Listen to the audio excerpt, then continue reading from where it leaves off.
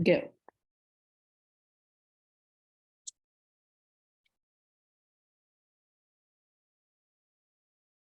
Okay, hi, my name is Jenna and I'm doing purpose. It's a goal and objective. All reasoning has a purpose. State your purpose clearly, distinguish your purpose, periodically check to make sure you are on target, choose significant and realistic purposes. For example, some teachers make their students set up SMART goals in the classroom, which stands for specific, measurable, achievable, relevant, and time-bound. This helps students visualize their goals and objectives. My name is Maria. I'm doing question at issue, problem and issue. Our reasoning is an attempt to figure something out, to settle some question, to solve some problem. Therefore, it is important to clearly state the question at hand, phrase it several different ways to make it more understandable, divide it into smaller questions, distinguish between questions with clear answers and those that are debatable or call for multiple point of view. When the question is unclear or ambiguous, our thinking will lack clarity and distinctness. The question frames the problem or issue and direct our thinking. Example questions: what kind of question is this? Historical, scientific, ethical, political, economic, or what important questions are embedded in the issue? What is the question I'm trying to answer? Hi, my name is Linda and I'm doing information. So the element of information refers to data, facts, observation, experience. It involves gathering information from different sources. When gathering the information, it should be accurate, clear, and relevant. Consider both sides of an argument and cover the issues from different angles. Explore as many perspectives as possible. Questions we could ask ourselves: the evidence I gather support the claim? What information am I using in coming up to that conclusion? What information do I need to answer the question? What information do I have and what information do I not have but need? Hi, I'm Macario Olmos. I will be talking about interpretation and inferences, which is all about conclusion and solutions.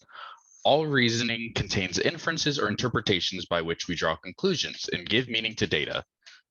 We infer only what the evidence implies. We check inferences for their consistency with each other and identify assumptions underlying our inferences. But be sure to watch your inferences. Inferences are interpretations or conclusions you come to. Inferring is what the mind does in figuring something out. Inferences should logically follow from the evidence, infer no more or less than what is implied in the situation. Some questions to check your inferences are: what conclusions am I coming to? Is my inference logical? Are there other conclusions I should consider? And does this interpretation make sense?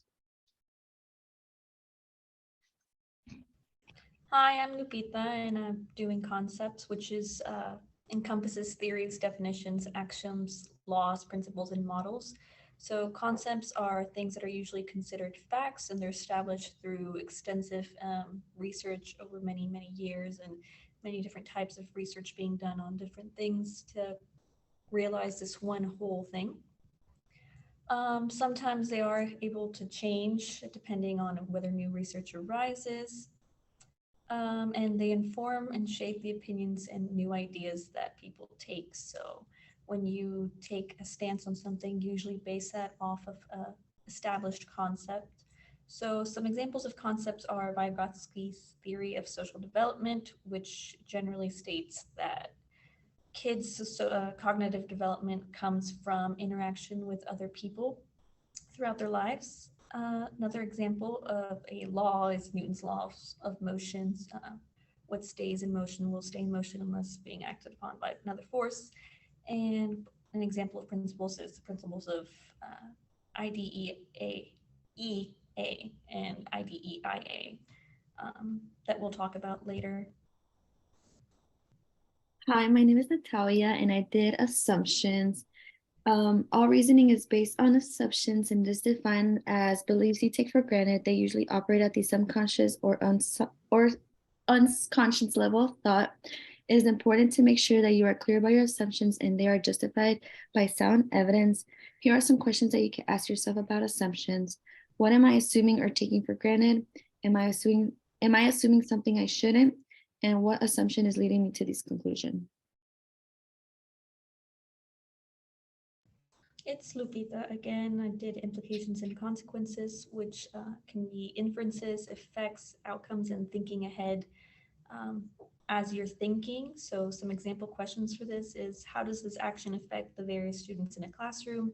What are the underlying consequences of my own prejudices and stereotypes? And if I do this now, how will it affect me and others later?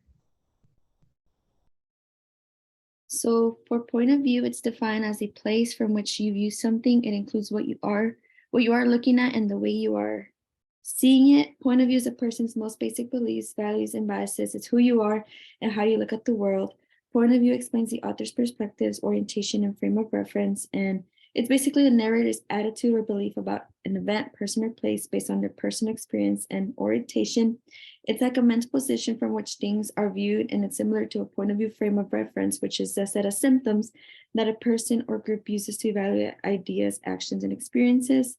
The perspective on the world is permanent, so it's kind of difficult to change. It is a mirror of someone's inner personality and the foundation of assumptions and decisions that the individual makes or people make. All reasoning is done from some point of view, and the questions that you can ask yourself to check your point of view are, how am I looking at the situation? Is there any other way to look at it? Look at that I should consider? What exactly am I focused on and how am I seeing it? Is my view the only reasonable view? What does my point of view ignore? Summary, how can we potentially use this model to critically think through a potential problem or issue? We can use it as a guidance through a difficult problem or issue and where we might need some assistance in solving.